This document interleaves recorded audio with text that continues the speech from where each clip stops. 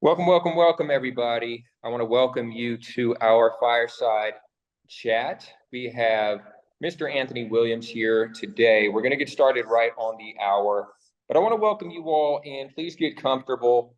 Something I want/need you to do is get your LinkedIn ready, right? Get your link to your LinkedIn profile ready. We got guys streaming in here. We had about 150, right around there in terms of the registrations, but it's only a percentage that make it, right? So we're expecting maybe 25, 30 individuals to stream in here today. We're already at 20. We got guys still streaming in. We start on the hour over here. So in about 1 minute, we're actually going to begin the conversation, something I think you're going to very much enjoy here today, but it's going to be active.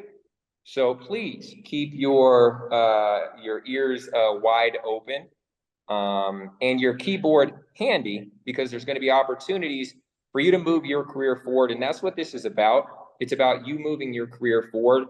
Anthony, of course, is moving his career forward, but he's moved it forward quite a bit. And now he is giving us the insights, the wisdom, the knowledge on how we all can reach senior leadership as well. And that's a very exciting thing.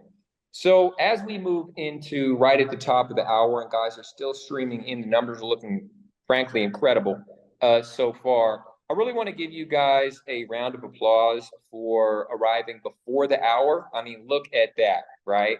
Guys are ready to go. I know we got some guys in there with some collared shirts on, which is the expectation here for this call. Guys looking fantastic in a quiet space. Guys, definitely get your questions ready. About at the 30 mark, maybe at the 40 mark, we're going to open it up for Q&A. And here's the thing, guys. I'll tell you this, as we get our Fireside Chat, our monthly series going with the esteemed Mr. Anthony Williams, SVP, MGM Resorts International, here with us today. I can't tell you how many times, as we're now up to 34 guests, 35, how many times I've seen on LinkedIn brothers say there are no Black men in senior leadership and there are no guys there that are willing to mentor. And because I've had the fortune of working with brothers for the last 8 years, started out a small cubby hole in Oakland, California, where guys had to, when we opened the door, they had to squeeze past my chair to get into their chair. And I've seen so many guys that have been so successful. And I said, wow, the brothers in senior leadership have a give back mentality. I mean, it's amazing. Not only are they family men, not only are they high earners, but their mentality toward give back is some of the biggest in our community. But it's this almost secret that so many junior level brothers are not fully aware of yet. So this series could be called Closing the Gap between the brothers in senior leadership, which some of you all are in this audience as well. And we're going to get to that later. And the guys that are climbing the ropes and climbing the ladder, if you will, and are looking to bust that myth and know that there's a place for you as well. So guys, as you all are joining in, we're actually going to go ahead and get started here today. I want to do an introduction. Mr. Anthony Williams, SVP of Facilitaties Strategy for MGM Resorts International, is charged with directing enterprise-wide property operations functions. And Anthony, he leads multiple teams. So let's lock that in, guys. He's leading multiple teams, okay, across several divisions. This is the real deal. Within the company's 20-plus integrated resorts, right? We all heard of MGM, arenas and racetracks. That's awesome. Leveraging over 2 decades of executive industry experience, he has a proven track record of driving operational excellence, effective strategic planning, and capital improvement initiatives, which we're going to get into some very exciting stuff that enhance the customer experience, employee engagement, and bottom line results. And lastly, he continues to champion innovation and strategic operational improvements while upholding MGM's commitment to social impact and sustainability. Mr. Williams, welcome to Black Executive Men Fireside Chat. Thank you, Jim. Thank you for the introduction and a warm Thank you to all of the attendees today. I'm blown away by the level of response, but certainly honored and happy to be here to share my story with everyone here today. Absolutely. So if it's okay with you, and it's okay with the chat, I want to just go ahead and begin chat. If it's okay with you all and you're ready, just throw a begin into the chat. And Mr. Williams, if it's okay with you, can we begin? Let's do it. Guys, I want you to lock in. Here we go. So let's just go. Anthony, if you wouldn't mind telling us, just give us the primer, just a bit about yourself. Let's take it all the way back, right? Why did you decide, out of all the options and possibilities, to get into and to go into corporate? Yeah, that's a great question. So a little bit about my journey. I'm actually Las Vegas native, born and raised here. Spent some time in a few other cities. I am a Navy veteran. But this is actually my second stint in corporate with this organization. I was with a different organization previously, and this opportunity came about, I would say, about 5.5 years ago. And ultimately, this role gives me an opportunity to shape the company's direction, really from the top down, right? Specifically in my lines of business. And so, I'm charged, as you heard, with providing a strategic roadmap for, achieving both short and long-term goals. It's a dynamic process. It's constantly changing. We're always looking at evaluating the operations. Where do we have opportunities for changes, adjustments, for overall alignment to the company's mission and vision? So no 2 days are alike, and there are no boring days in this industry. I love it. And for guys that are wondering what it's like, right? There's a mystique around senior leaders, right? They're at the country club somewhere. I don't even know where the guy's at. They're a part of the networks that you barely even heard of, right? The checks are rolling in. It's like what's his name, McDuck, sitting back with the cigar and just swimming in gold coins, right? Senior leadership, making it to the top. But the interesting thing, although much of that is true, there's a whole other side of the equation that guys in senior leadership know about very directly.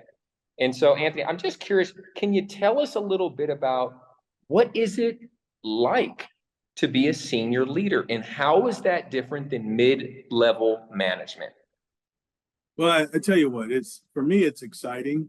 I like being in a position to help shape organizational culture, business direction. My input matters, right? My voice matters. That's the fun part of the job. I think ultimately, listen, at the end of the day, when things are happening, that senior leader is responsible for that business unit. You're responsible to your C-suite leader. That's okay. It does come with a pretty high level of responsibility, but it's very rewarding because you have the chance to affect an entire organization and an entire organization's strategic direction, ultimately the results that are produced. So, I mean, you're in it A to Z, and it's exciting. Absolutely. Guys, I tried to mention this earlier. So for the guys that just jumped on, we're going to be very interactive in this conversation today. Anthony's definitely leading the way here. And yet, there's the myth that Black men are not in senior leadership. I mean, it's wild, but it's kind of somehow out there that there are so few. But I know we got some, in addition to Mr. Williams, here in this group today that are willing to give back. In my opinion, we don't have a gap in care. We have a gap in perception, and we're going to close it on this call. So guys that are in the C-suite or VP roles, in this talk, if you're open to mentoring, guiding, coaching, 10 minutes, 5 minutes, 20 minutes, whatever it is, the other brothers on this call, if you could please drop your LinkedIn link into the chat box for other guys to reach out to you for support. Now, we're going to get to some others in a bit, but if you're in VP or C-suite and you're open to providing that guidance and mentorship, for brothers to reach out to you directly, please go ahead and put your LinkedIn link into the chat box. And they're going to start rolling in, guys. We're going to bust that myth on this call going forward. Let's do it. So, Mr. Williams, let's go ahead and I hope we can kind of jump into some of the deep end about race, about being a Black man in corporate America, senior leadership. There's many different takes and opinions and perspectives, but there's also a lot of similarities. What would you say in terms of, be it race or racism, has impacted or not so much impacted your career success and you getting to the next level? It's a great question. You know, I think, I mean, obviously race is important, and it has had impact on my career from the perspective of, you know, I've had the opportunity to work with some pretty dynamic leaders along the way. Some look like me, some don't. But I think ultimately, as you know, companies DE&I play a major part in, you know, the assimilation of African Americans, period, men and women, people of color, you know, gaining access to certain roles, certain opportunities. I also find that, you know, right along with it has come a you know, significant amount of implicit bias, if you will, at times, and sometimes it's hard to you know, discern, is this racism, is it you know, implicit bias? But at the end of the day, you know, my entire career I've tried to give individuals the benefit of the doubt, get a chance to really get to know me, I get to know them. And, you know, we're able to come to some type of agreement and collaborate going forward. Absolutely. So I know a lot of guys are thinking about that, experiencing that, have questions about that. Is this something that's holding me back, propelling me forward? If there is sensed bias, how do I go about addressing it? So my guess is that may come up in the Q&A section, guys. I'm kind of lining you guys up in the Q&A to knock it out of the park. And we're going to get to that as well. Folks, there's something I am particularly excited about in Mr. Williams' career, because I've been tracking him for for a little while now, in a particular networking advancement. It's a very elite circle that he is a part of, and circles that he swims in. But I'm curious if you could share with us, what are the importance, or are they important networks, professional networks? Is it important to climb the ladder with networks, or can you do it yourself, get it out the mud, lone wolf? Does that work in reality, or is that just theory and you do need networks? What's your take on that? I think the lone wolf mentality is definitely not as beneficial as being a part of a network. We need networks. Within those networks come various resources. This is where you're going to meet people. You're going to learn about opportunities. You're going to learn about how to position yourself for advancement. And you know, I've always been a part of different networks, whether it's, you know, your fraternities, Black Executive Men is an incredible network, ELC, right? Executive Leadership. Those are all networks that there are people in those networks that are where you want to go. They're where you want to be. And there's individuals there that are willing to reach back, willing to help. But the lone wolf mentality, from my perspective, won't necessarily serve you in terms of wanting to grow and develop, because you're limiting yourself, and you're limiting your vision and your ability to really expand beyond what you currently know. Absolutely. So, you know, I was just tracking, and if this is something that we should talk about offline, that's fine as well. But just the whole piece around the ELC, I learned about it a few years ago, and I said, how did I not know about this organization the whole time? Guys, if you take anything from this conversation, I want you to take the whole conversation. And yet we're specifically talking about elite networks. Now, Black Executive Men, we're a phenomenal group. We're powerful. We're growing. We're new. But there are levels to networks. And one of the premier networks is the ELC. Without going into all the details and the fine print. Can you talk a little bit about that organization? If you're open to talking about it, kind of your newer relationship with the organization, anything that you can share and are open to sharing, let's carve out a little bit of time for that, and then we'll move on to the next question. Absolutely. So I agree with you.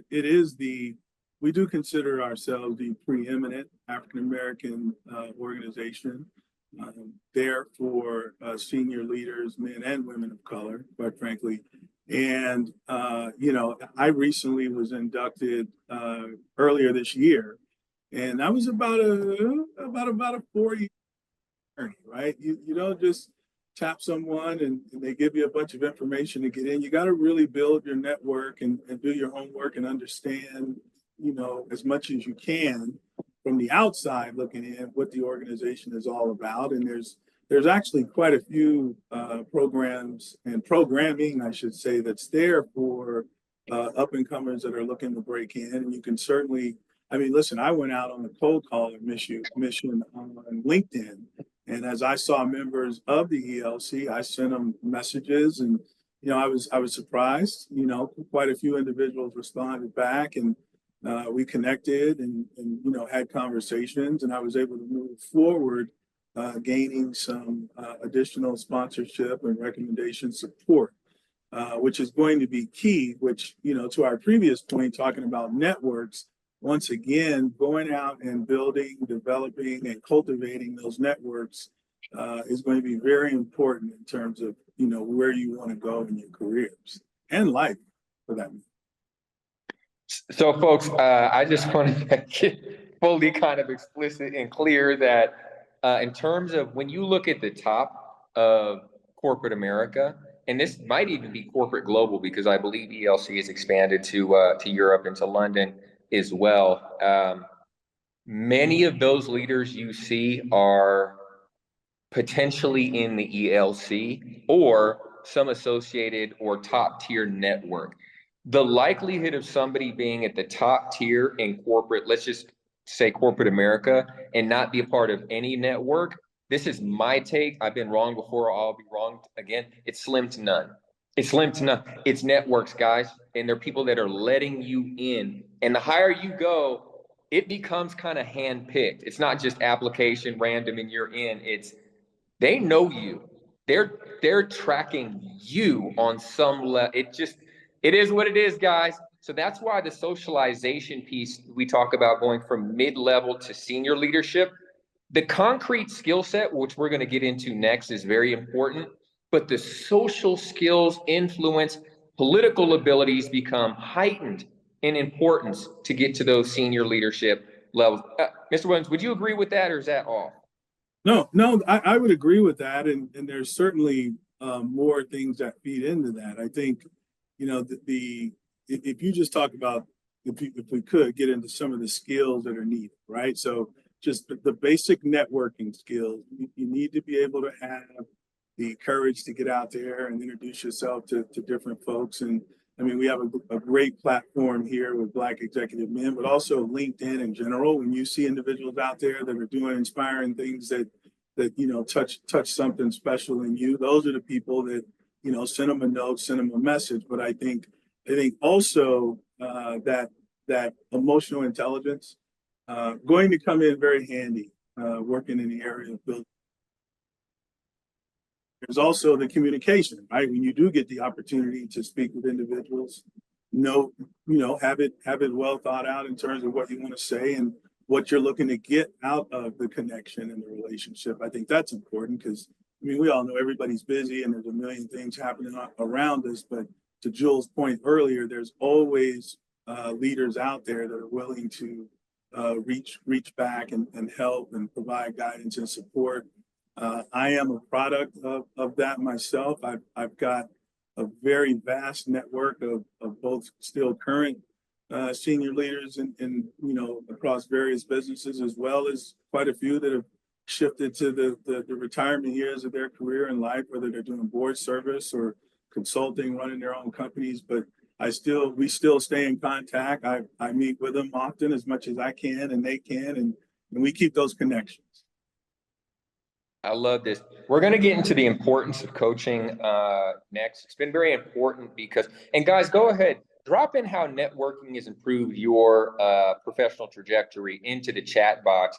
Do you agree or disagree? Now, Mr. Williams is our Fireside Chat guest, and yet we're a group of independent individuals. We get our own thoughts on the information that's being presented and how we want to craft and chart our own trajectory getting to the top. So if you feel like networking has not been something that's particularly helped you, if you think it is helpful for you, if you want to give an example of how it's helped you, go ahead and drop that into the chat box, because the learning is happening real time. You're going to say something that changes someone else's career, even if it's a small nugget. Sometimes it only takes one sentence to change someone's mind, or they hear it in a certain way or from a certain person, and then they move 1 degree this way, and then next thing you know, they're in the C-suite as well. So please go ahead and share that information in the chat as well. For guys that are just arriving, earlier we had guys that are in C-level and VP levels drop their LinkedIn link into the chat box to be mentors to everyone else, guys. It's all here, and that's the theory, that everything we need is inside our own community. We're experimenting, right? But that leads to something very important, guys. We talk about mentorship a lot, but as you either know or will find out, the closer you move to that C letter, that VP 2 letters, the more, and Mr. Williams, you correct me if I'm wrong here, the mentoring keywords go down and the coaching keyword goes up. Mid-level, mentoring. Early career, all mentoring, right? The higher you get towards senior leadership, guys stop talking, asking about mentor. They start talking about coaching and elite networks. Mr. Williams, what is your take on coaching towards senior leadership? Do those go together more so than mentorship? If so, what is your take on this important dynamic? I would say, based on my experience, it does shift, to your point, and it is more conducive to continuing to advance, to have a coach at that executive level. And I'll tell you why. I've had an executive coach now for 15 years. We've been together 15 years, recently celebrated that. And through all the ups and downs and promotions and changes and career moves, my coach has been right there beside me. But the way that I come to understand the importance of coaching, it's about 15 years ago. There was a Fortune magazine had an article. They were special. The article really highlighted coaching and why coaching is important at the executive level. And on the cover of the magazine was, at the time, Eric Schmidt, who was the CEO of Google. And, he said, why I have a coach. And so I'm like, okay, this is interesting. And what he really talked about in his article is the fact that for him, he come to realize very quickly, having a coach as a CEO in corporate America was very important for his performance. And he likened it to, he used a football analogy where, he's on the field executing plays every day. Coach is on the sideline or in the press box. When he comes to the sideline, the coach dusts him off, give him some feedback, help put him in a better position to be successful, send him back in the game, and he goes out and executes. And, being a former football player, that actually resonated with me. And so right away, I entered into that space, hired an executive coach, and it has been paramount in my career the last 15 years. So, and I want to thank you for that. Definitely affirmative. Guys in the chat, all levels of seniority, if you had a coach before, if you could please drop coach, just the word coach. Well, just a quick survey. Who's had a coach before? Okay. That's okay if you haven't. This is not a shame, blame, or a judgment placing. We're all learning and we're all growing together. And even guys that have had a coach, there's always the next level coach. That's right. There's the 6-figure, there's the 150 coach that gets you to 250, right? And then there's the one that gets you to 500. And then there's guys that are going from 7 figures to 8 figures in the, in some senior leadership roles. But when we get into the investing space, so they're always the next level up. Coaching is key. Next up, guys, if you could please drop just one benefit of having a coach for your professional life. We'll get into the personal on another call right here, 100% professional. Let's hit it.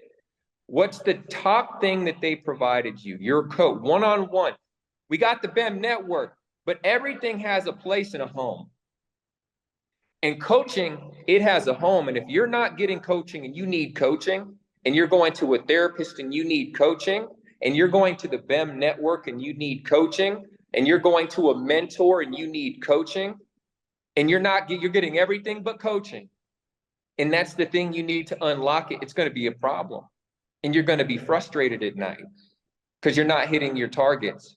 What's the number one thing a coach provided you? Please drop that into the chat box as well. We're doing fantastic on time. This is the biggest turnout we've ever had for a fireside chat. Just want to briefly say, so we're here with BEM Elite, and we really home in on, brothers, VP, C-level board role, paid corporate. The elite 4 juggernauts in our community saying, we are, not me, I'm a coach. They are here. They are real. And we can do it too. So I want to thank you for just kind of blowing up this fireside chat, Mr. Williams, that we have today. Just a couple more questions coming your way, guys.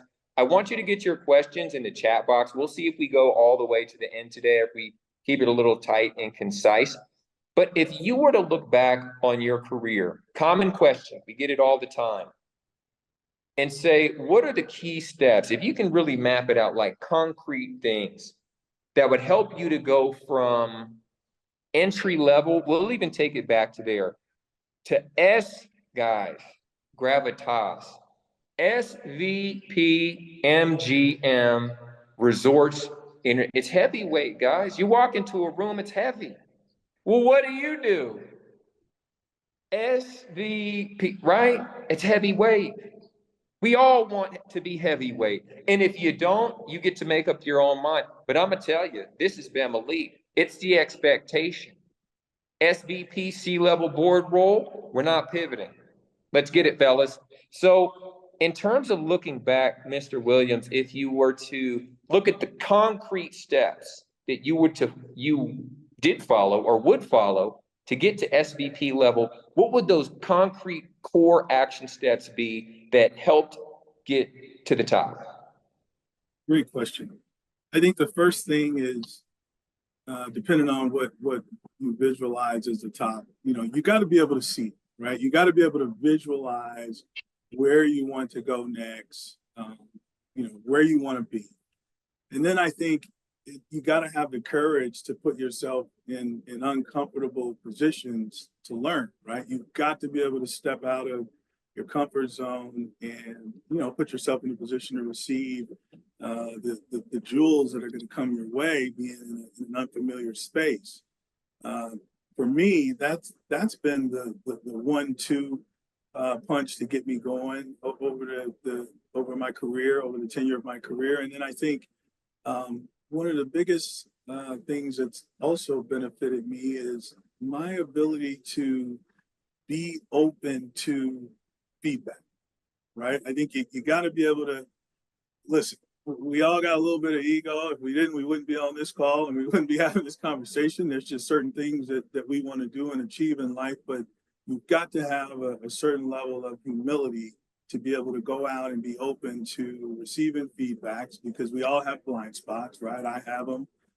I've certainly received feedback on those over the years, but those are the things that help you get better, right? If you say, I want to continuously get better, that means you need to be open to understanding what that really means and what you need to do to be able to pivot and move yourself forward. Now, listen, you can't, for every 100 things you're probably given, there's probably a percentage of that you got to filter through and understand what's not applicable to the situation. But if you've got a trusted network going back to that word again, of friends, colleagues, and leaders surrounding you, then you should be in pretty good shape. You just need to have the courage to step into the things that are being shared. I think those are really the ingredients for me as I've continued to move forward in my career. And then I always stayed hungry, always looking for opportunities, things that probably I know for a fact I volunteered many times for things that had nothing to do with my direct responsibilities, but that too gave me an opportunity to meet new people in the organization, develop and expand that network of individuals that I knew and had a chance to build relationships with. All very important things for me for moving forward. I love this, and we're going to pivot to Q&A in just a bit here. And I have one because we talked ahead of time, and we had some really good questions, and we've gone through some of them here as well. And yet, one that's an additive to this, because we very much like to make sure that guys that are just starting the career, mid-level, are have something meaty that they can take with them. But we can't forget about the C-level guys. We got to bust another myth, which is that C-level VP board role brothers don't need help. See, we're going to get to it today. We're gonna talk openly today about what's going on underneath the surface, because I think it's going to help everybody if we show that guys in senior leadership, they're not just this invincible, kind of scenario. They're real human beings going through real things as well. So I'm curious, Mr. Williams, if you would take a moment and speak directly to the brothers who are senior leaders, not mid-level, not beginning, C-suite, board role, VP guys. And what would you say to those guys that are thinking about advancing their career and taking it to the next step? What should they be considering? So this is speaking from the top to the top in terms of seniority. What comes to mind for you on what they should be thinking of doing in order to take their career to the next level still? Well, I think by the time you've reached the senior leadership levels in your career, and you're still looking to, there's always going to be opportunities for growth and development. That's where you got to really start to, in my opinion, think about and evaluate your formula or your process, right? Like what's your process for being successful? And so, for example, I have a 5-step process that I use here in my senior leadership role. And that process is, first and foremost, I take a step back and evaluate the situation, the opportunity. I develop a strategy to address it. And then you got to go out. And this is sometimes where it can get a little challenging, but you got to do it because it takes a little bit of time. But you've got to be able to cut across an organization and be able to socialize and sell your ideas, right? Sell your proposals. You got to be able to obtain that buy-in by doing so. And then you're going to execute, right? Because at the end of the day, it's all about results. So, we can't spend too much time spinning our wheels in the sand thinking about it. We got to get out and, make things like that. 5th step, there always should be some type of a look back or measurement of progress, right? Because at that level, the responsibility is high, the stakes is high, as they would say, and you want to always be in a position where people understand your value to the organization. This is what I bring. This is what I mean to the organization. It is spoken in quantifiable terms where people understand you're really value add as a senior leader. Because it's not necessarily just about where you've gotten to, but organizations also look at your ability to go to, if we were to take this individual and develop them in these skills and in these skills and help expand them, where else could they go and have the same type of impact in the organization? Guys, this is powerful stuff. I hope you locked in. There's a key piece around this multi-step, 5-step results process. If you've clarified this for yourself, see, now we're in senior leadership mindset, skill set. This is very different from just necessarily how can, you're in the interview, and you're like, well, how can you do this? Well, I could do this, and I could do this, and I could do this. See, it's very different saying, you know what, I have a 5-step results formula. See, the first thing I would do is this, second thing this, third thing this, fourth thing this, fifth thing this, and it leads to this result. Here's an example of how I used all these 5 steps previously.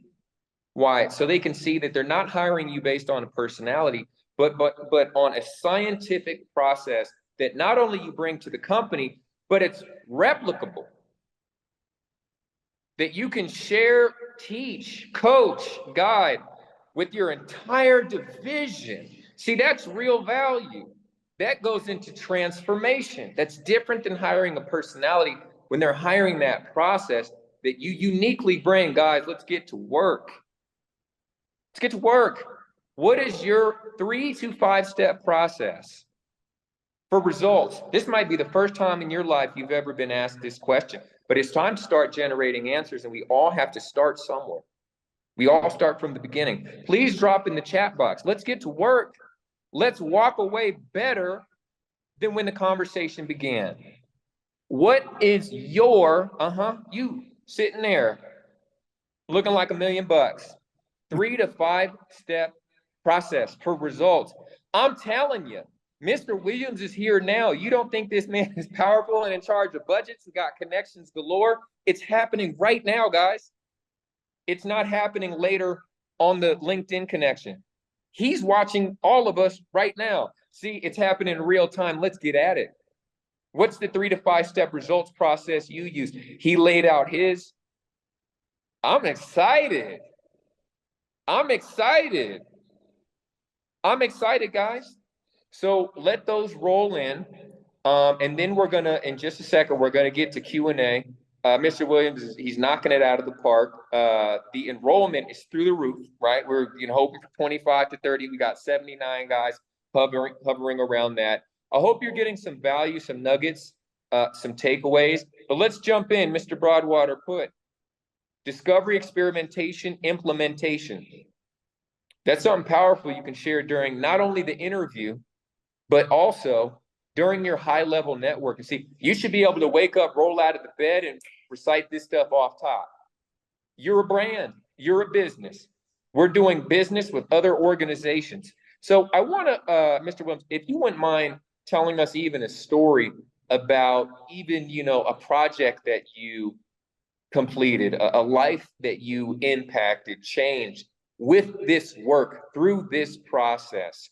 Even throwing in some numbers attached to some of the results you achieved to give guys an understanding of how this works in action. We're going to start there, and then we're going to pivot to some Q&A. Guys in the audience are doing fantastic. Well, I think the way I'll frame this is, in my role, we are mostly cost centers to the organization. And so, when you talk about guest experience, speed of service, all those things are measured in terms of Net Promoter Score. And so while we're looking at the financial impact on the organization, we're also looking at, the non-financial impact metrics. And, for me, I've always wanted to walk the fine line, really splitting it down the middle. It's two-pronged. You got to focus on the customers. You got to focus on your internal and your external customers, but you also got to look at the business. It needs to be ran with a sufficient amount of you understanding your fiduciary responsibilities. With that being said, I'm a student of the Lean Kaizen process, right?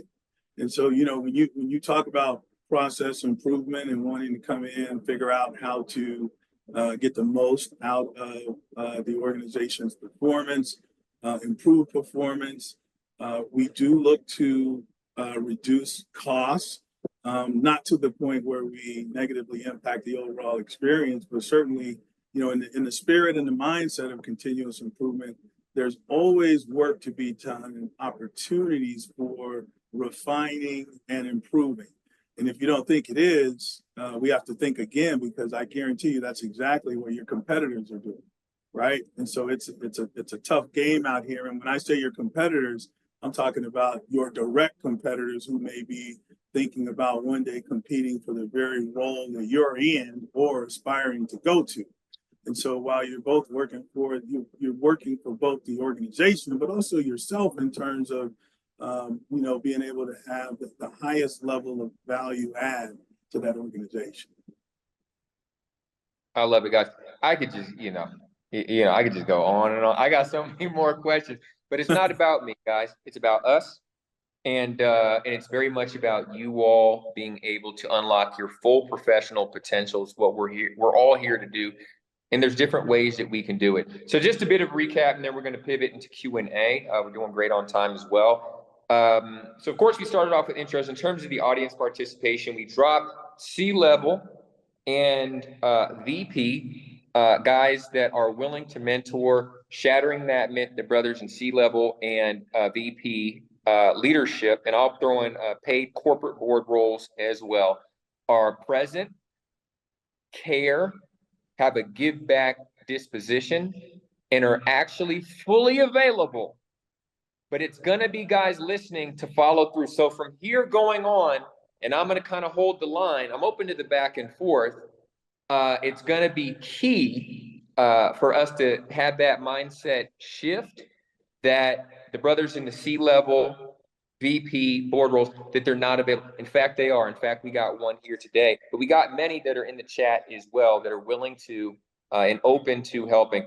Guys, let's go ahead and actually take the opportunity to pivot into Q&A. We've covered a lot of ground so far, but let's open it up to some of the audience questions.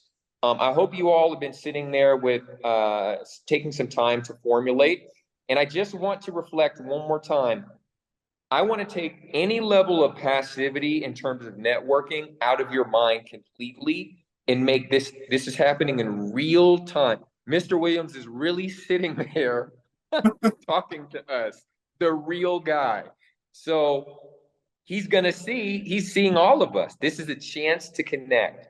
One thing right before we jump in is, and we can talk about this in the community next time on how to prepare.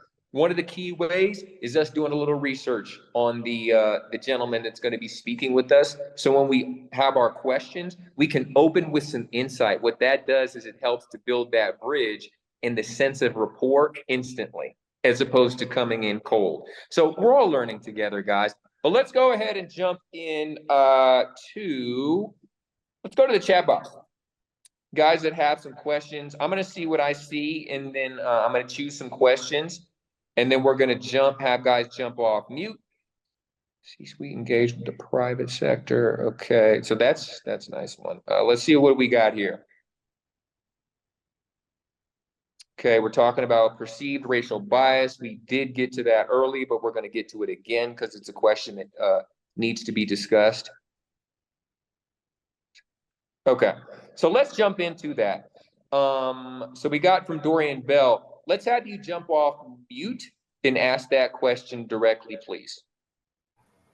Yeah. Hey, can you guys hear me? Yes, sir. Yes, sir. Good. Thank you. This is amazing.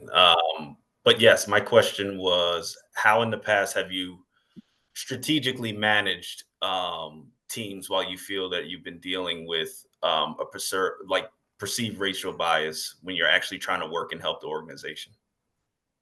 That's a great question. First and foremost, I am my organization's executive sponsor of our African Network Group.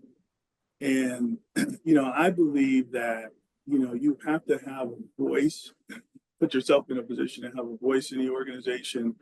And, if you believe that there are certain racial biases or things happening to you, then there needs to be a place for you to go and have a conversation with someone to really, because I think first and foremost you want to be able to have that conversation to make sure and validate what you're really feeling, thinking, or seeing, because it's been my experience over my career at times when maybe I thought that was the case. It was more of a situation of implicit bias. Quite frankly, didn't quite understand me, or, we come from different backgrounds, we speak different, we look different. And I think that once you clear that hurdle, if there's not an understanding, then you take additional measures in particular organization, but it has been my experience that really looking to understand yourself and the other person's perspective, position. I've been able to work through those things. Awesome. Thank you. That's helpful. Thank you. Yes, sir. Love it. And guys, we are just sticking, we got preparation equals privileges here. So that means if the camera is on, we're going to be prioritizing those gentlemen with these wonderful questions coming through. Preparation equals privileges. And we are going to the question box with, let's just take it from the top, guys. I really appreciate these thoughtful questions. But also, please go ahead and continue to drop those into the chat box. Lamar Wright, is your camera on? If so, would you like to share this question here?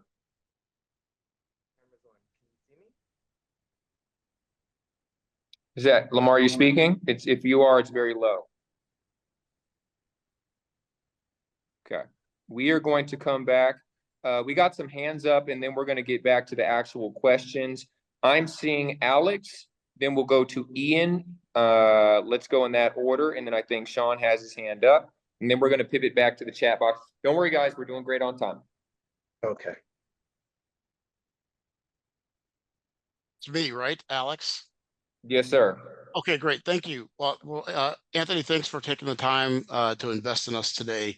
One question I had for you, I noticed, from your bio that you were leading your organization during, the entire COVID crisis, and that had a dramatic impact upon your business. I believe your revenues for that year were around $5 billion, and they're currently trending at about $16 billion on an annual basis. How did you adjust your leadership style during that period of that challenging period? And, you talked about your process for solving complex problems, but I'd like to get a sense of like how you thought about the business and setting priorities during that period of time. Thanks. Thank you. Great question. So really two things. Number one, I took the opportunity during that time. We understood, and I understood certainly that COVID was going to have significant impact on individuals' lives, their family lives. It changed people's lives like we could have never imagined. And so at that time, I actually took the opportunity to go and get a coaching certification myself, because I wanted to be in a better position as we started to, the business started to ramp back up and people coming back. And I just knew that I wanted to be in a better position to meet people where they were and be that type of resident leader that was really going to be encouraging and be supporting for people. And then from a business perspective, look, it was very difficult. Like when the bottom falls out of all your revenues and you've got all these, commitments, payroll, everything, there's a lot of work that went into and a lot of hours. I used to joke sometimes, it felt like we worked more closed than open in this business, right? Because as you can imagine, there's many steps closing multiple operations across the country. But then as soon as you close, you turn right around and now you're developing opening plans and phasing, trying to stay in compliance with local and state laws and distancing and all those things. That it was a lot of work, but we got through it, and learned a lot about ourselves and the men and women around us. Great, thank you for that. Well, I think I'm up. Hey, it's Ian Johnson. Thank you again for taking the time to speak with us. So you guys are publicly traded, but then your chairman is a private equity guy. How does that work for you, particularly trying to manage the private equity expectations or kind of that mindset versus reporting to the street and those expectations, particularly around the strategy? Well, listen, I'm not gonna pretend to understand all the ins and outs of the connection at that level, but I do know that the chairman role being separate from the current CEO role, they have two different responsibilities, right? And so looking at the stock price and how we're performing, I think both roles are performing well today, but I really couldn't get into the nuts and bolts of what's happening at that level. Gotcha. Thank you. Uh-huh. Love it, guys. We're getting to the real deal, nitty gritty. Ian, if you wouldn't mind just putting that hand down so we can keep track. We got some brothers with some questions. Sean, then let's go to James and let's get back to the chat box if that's okay. Yes, sir. Yes, sir. Appreciate you. Can you guys hear me okay? Yes, sir. Awesome. Awesome. Mr. Williams, really good to see you. Thank you so much for coming on and imparting to us. I'm excited due to the fact that I do have a gaming background. So I've been in the gaming world for 20 plus years. And for me personally, it's rare to see a brother in such a high position. You know, I do a lot of my gaming experiences in the Indian gaming, but out this way, we really don't see that much of brothers in positions that you hold. So my question to you is, was there a challenge for you as you excelled up the chain in the gaming world, and how did you navigate amongst those challenges, or did you have any just being a brother? You know, so that's my simple question, because I seem to have a lot of challenges with regard to navigating and excelling in the gaming world, especially in the executive positions. Yeah, you know, I thanks for the question, Sean. I would say early in my career, you know, working in senior, you know, department head roles and you know, vice president roles, the difficulty around my career was really in the space of, this is my first time in this particular environment, right? This is my first time in a boardroom. This is my first time presenting to senior leaders. This is my first time. You know, we learned PowerPoint and how to do all that in college, but then when you get in the boardroom, it's a completely different story, right? And so just going through it, right? Just having the courage to say, yeah, I know I look different. I know I sound different, but at the end of the day, if your organization really believes in diversity, equity, and inclusion, that's a benefit, right? Because everyone looking the same, sounding the same, sitting around the table does not benefit the organization, nor does it resemble the customer base, right? And so it was all about how I processed and looked at things.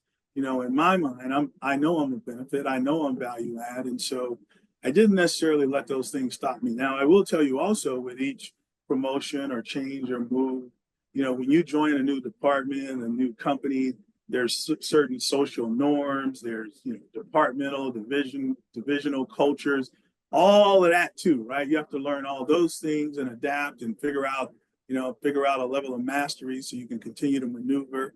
That was added pressure as well. But again, you know, you work through those things, and those are the things that you want to have: a good coach, a good mentor, a good sponsor who can be a good sounding board, so you can bounce those things off of to really help you get to the heart of any type of matter you may be experiencing. This is good stuff. And Sean, I didn't even put that connection together, that both in this gaming world. So that's awesome. That's just a great connection. Hopefully you guys can touch base on LinkedIn and keep that piece going. Guys, I want to thank you, as we do have some minutes left. We're just going to be kind of select with the number of questions that we have coming up next. We got about 9 minutes. We'll probably close out about a minute early. Mr. Williams, are you good to go for about another 7 minutes? I sure am. Okay, so guys, let's be pithy and to the point, and we're going to go into some kind of laser coaching type of feedback opportunities here. So let's start with Mr. Bumpus and then go to Dr. Flournoy and then Mr. St. Fleur. Guys, if you want to ask a question, I've seen guys put the hand up, and I think that works pretty good visually. So please do that as opposed to the question in the message box. I apologize about that pivot, but we're learning and we're optimizing in real time. Let's get it, guys. Mr. Bumpus, we've got you on mute.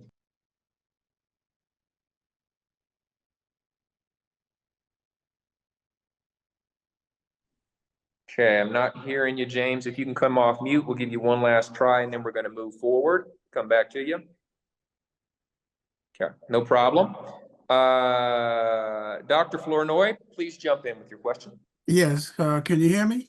Yes. sir. All right, how you doing, man? This is fantastic.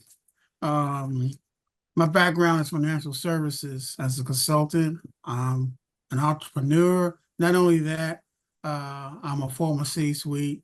I wrote policies for the banks, lending, everything, investments. My question now is that I have my own company now, and the last 20 years, I'm my own CEO of my company. As an entrepreneur, my question to Mr. Williams, I'm glad to see, I like his background. My question is, how do you correlate the entrepreneurship of the C-suite sections and brothers and sisters that are in there in terms of mentoring? Because when you start your own company and you are your own CEO, there's a lot of things that come into that.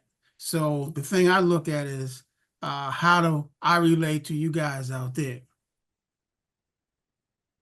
So I just want to clarify, the question is, you being an entrepreneur, how do senior leaders or C-suite and organizations relate to the entrepreneurs or the small business owners on the outside, public side?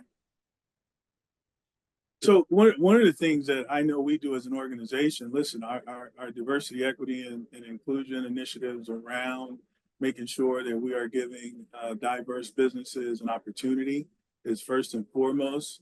We have a very robust program in terms of developing and working, coming alongside and really developing those minority businesses out in the communities in which we serve, actually, and have businesses operating.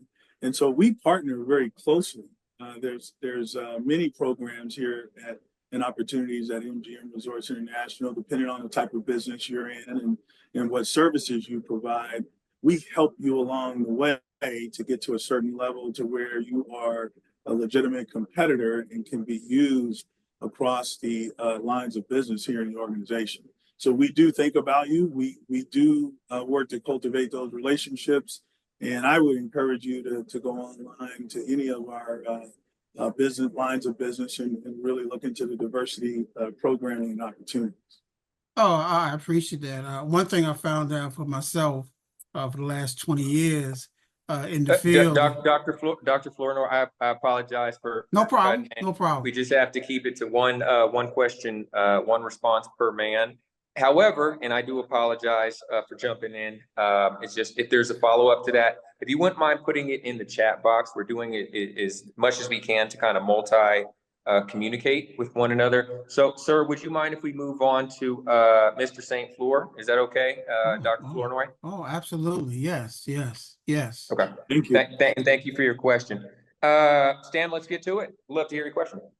Absolutely. Anthony, thank you so much for the excellent insight there.